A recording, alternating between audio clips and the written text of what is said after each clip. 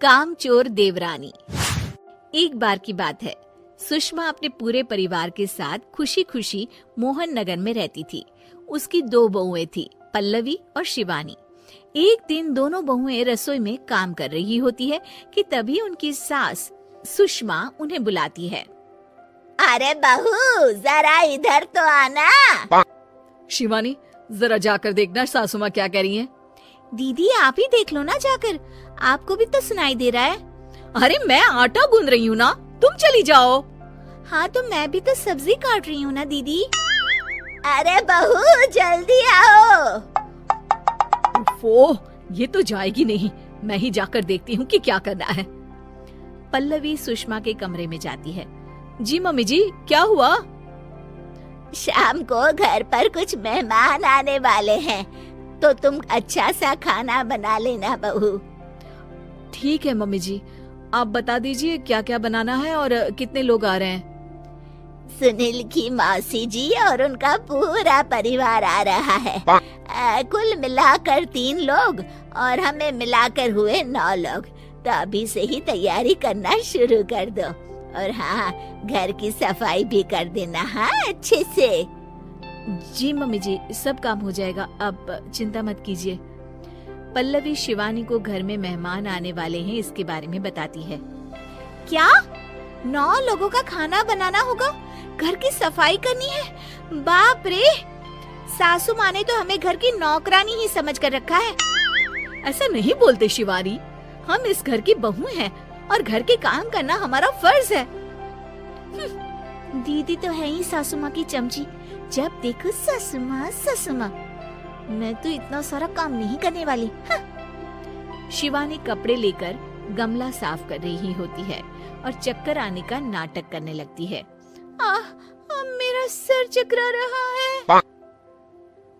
तभी वहाँ पल्लवी और सासू माँ जाते हैं। अरे बहू, क्या हो गया तुम्हें? मम्मी जी, बहुत तेज सर में दर्द हो रहा है। तुम एक काम करो शिवानी, आराम कर लो।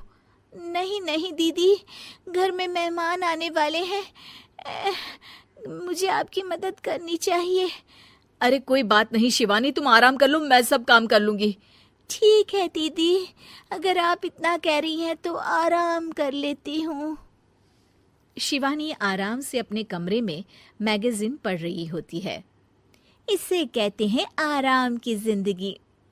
इतना सारा काम। चलो सारा काम खत्म हो गया, शिवानी को देख आती हूँ।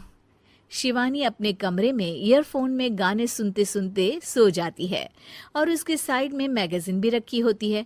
पल्लवी वहां आ जाती है और वो सब देखती है। ओहो, तो मतलब सब काम चोरी का बहाना था। अभी बताती हूँ इसको। घर का सारा काम मुझे करना पड़ा और ये महारानी यहाँ मैगजीन पढ़ रही है, गाने सुन रही है। पल्लवी रसोई से एक प्लेट और चम्मच लेकर आती है और शिवानी को थाली बजाकर उठाने लगती है। शिवानी अचानक से उठती है। उठ गई महारानी, गाने भी सुन लिए, मैगजीन भी पढ़ ली। तुम तो बहुत बड़ी झूठी निकली शिवानी। तुमने सर दर्द का बहाना बनाया ताकि काम करने से बच सको। हाँ बनाया बहाना, तो क्या करती, इतने सारे काम करती। मुझे कोई शौक नहीं है चापलूसी का। क्या चापलूसी? तुम्हें लगता है कि मैं सारे काम चापलूसी के लिए कर रही हूँ? और नहीं तो क्या। तभी वहां सासू माँ आ जाती हैं। अरे बहू, वो लोग बस आने ही वाले हैं, तुम तैयारियां कर लो। जी सासू माँ, तुझे तो मैं बाद में देखती हूँ। सब खाना खाने बैठते हैं और खाना शुरू करते हैं। तभी सुनील की मौसी बोलती है। वाह भाई वाह, खाना तो बहुत ही अच्छा बना है सुषमा जी, एक एक चीज में क्या स्वाद है। ये सुनकर शिवानी मुंह बना लेती है। उसे अपनी जेठानी की इतनी तारीफ रास नहीं आती। आपकी बहुएं तो बहुत ही अच्छा खाना बनाती हैं। हाँ बनाती तो दोनों ही अच्छा है, पर आज ना ये सारा खाना बड़ी बहू ने बनाया है। छोटी बहू की तबीयत ठीक नहीं थी, सो इसलिए। मानना पड़ेगा सुषमा जी, आपकी बड़ी बहू तो बहुत ही गुणवान है। पल्लवी की तारीफ सुनकर शिवानी को जलन होती है। पल्लवी ये सुनकर खुश हो जाती है और शिवानी की तरफ देखकर उसे चिढ़ाती है। कुछ देर बाद मेहमानों के जाने का वक्त हो जाता है। मौसी जी सबके लिए उपहार लाई होती है। वो सबको शगुन के पैसे देती हैं और अंत में पल्लवी के पास आती है। तुम्हारे लिए शगुन का लिफाफा तो है ही, पर बहू तुम्हें एक और उपहार भी मिलेगा इतना अच्छा खाना बनाने के लिए। मौसी अपने सोने के कंगन निकालकर पल्लवी को पहना देती है। ये लो, ये मेरे मनपसंद कंगन है, अब से ये तुम्हारे हुए। धन्यवाद मौसी जी।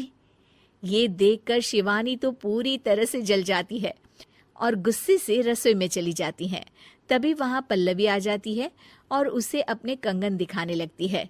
देवरानी जी, अब आपका सर दर्द ठीक तो है ना?